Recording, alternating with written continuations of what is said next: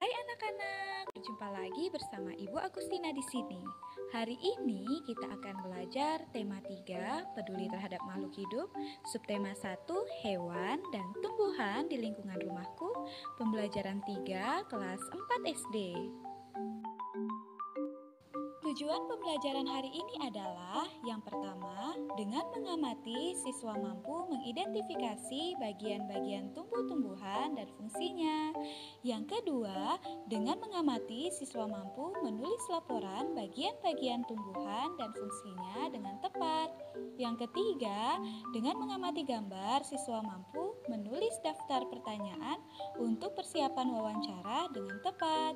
Yang keempat, dengan mengamati gambar, siswa mampu menulis daftar pertanyaan dengan kosakata baku dan kalimat efektif untuk persiapan wawancara dengan benar. Tahukah anak-anak, udara di luar ruangan lebih segar daripada udara di dalam ruangan?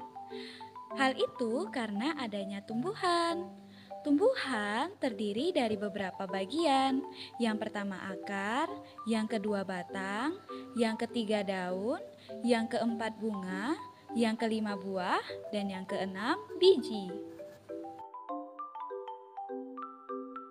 Pertama adalah akar. Akar merupakan bagian terpenting dari tumbuhan.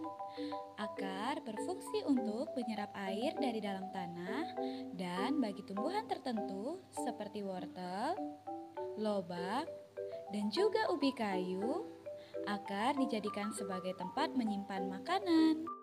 Menurut bentuknya, akar dibedakan menjadi dua. Yang pertama adalah akar serabut. Akar serabut biasanya terdapat pada tumbuhan biji berkeping satu. Contohnya adalah akar pohon kelapa. Yang kedua adalah akar tunggang. Akar tunggang biasanya terdapat pada tumbuhan biji berkeping dua. Contohnya adalah akar pohon mangga. Selain itu, ada beberapa akar khusus. Yang pertama adalah akar gantung.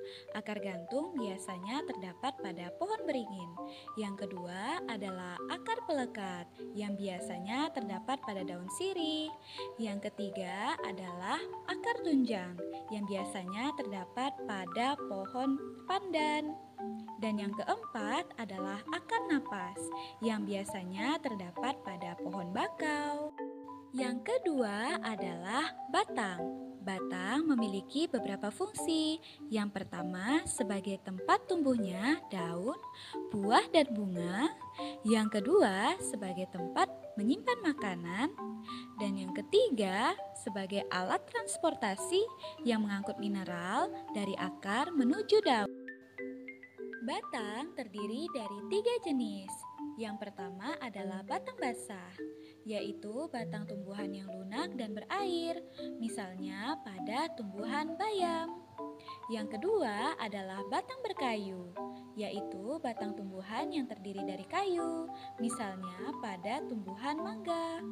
Yang ketiga adalah batang rumput, yaitu batang tumbuhan yang berruas-ruas dan berongga-rongga, misalnya yaitu padi dan rumput. Ketiga adalah daun. Daun adalah bagian tumbuhan yang tumbuh pada batang tumbuhan. Fungsi daun yaitu 1. Untuk melakukan pernapasan, 2. Sebagai tempat pembuatan makanan, dan yang ketiga, tempat terjadinya penguapan. Daun dibedakan menjadi 4 jenis. Yang pertama adalah daun bertulang menyirip. Bentuknya seperti sirip ikan. Contohnya pada daun mangga, daun jambu, dan daun nangka. Yang kedua, bertulang menjari. Bentuknya seperti jari-jari tangan. Contohnya daun pepaya dan juga daun singkong. Yang ketiga, bertulang melengkung. Bentuknya berupa garis-garis lengkung. Contohnya yaitu daun genjer. Dan yang keempat, bertulang sejajar. Bentuknya berupa garis-garis sejajar. Contohnya pada padi dan juga pada jagung. Yang keempat adalah bunga. Bunga adalah bagian paling indah dari tumbuhan. Bunga berfungsi sebagai alat reproduksi pada tumbuhan. Bagian-bagian bunga yang pertama adalah tangkai bunga, yaitu bagian yang menghubungkan antara batang dengan bunga. Yang kedua, kelopak bunga, yaitu bagian yang berguna untuk melindungi bunga ketika bunga masih kuncup. Yang ketiga yaitu mahkota bunga, yaitu bagian bunga yang indah. Mahkota biasanya bentuknya menarik dan berwarna-warni. Mahkota bunga berguna menarik perhatian serangga. Yang keempat yaitu benang sari. Benang sari adalah alat kelamin jantan pada tumbuhan. Bagian kelima adalah putik. Putik adalah alat kelamin betina pada bunga.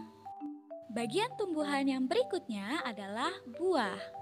Buah merupakan bagian tumbuhan yang berfungsi melindungi biji. Buah terdiri dari daging buah dan juga biji. Bagian tumbuhan yang keenam adalah biji. Biji merupakan hasil dari pembuahan yang terjadi akibat penyerbukan antara serbuk sari dan juga putik. Jika biji ditanam, akan tumbuh menjadi tumbuhan baru. Biji ada yang berkeping satu dan juga ada yang berkeping dua. Jika biji berkeping satu, itu disebut monokotil, dan biji berkeping dua disebut dikotil. Tahukah anak-anak bahwa beberapa dari bagian tumbuhan berfungsi membuat tumbuhan tetap lestari dan seimbang di alam? Nah, contoh bagian tumbuhannya yaitu biji. Biji merupakan cikal bakal bagi sebagian tumbuhan untuk terus bertahan sehingga tetap terjaga kelestariannya. Bisakah anak-anak mencari bagian tumbuhan lain yang berfungsi untuk menjaga kelestarian tumbuhan? Nah, Ibu akan memberi contoh ya. Contoh lainnya yaitu bunga. Bunga merupakan alat reproduksi yang nantinya akan menghasilkan tanaman baru dan mampu untuk mempertahankan kelestarian jenisnya. Cermati teks tentang upaya manusia untuk menjaga kelestarian lingkungan berikut ini.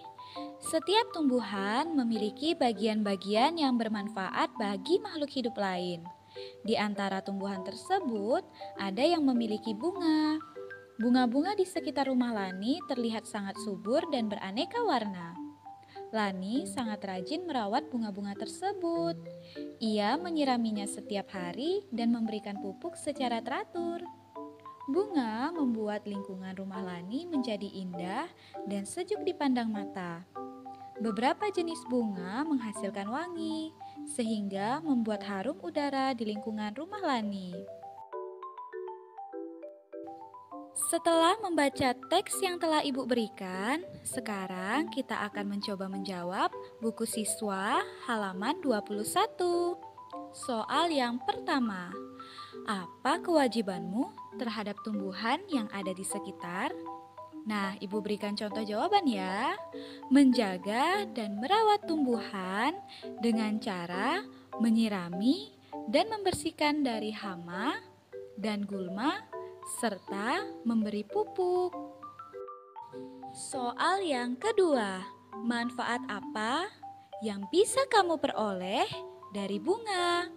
Nah, contoh jawaban Ibu adalah kita bisa menggunakan untuk menghias rumah agar terlihat indah dan sejuk dipandang mata.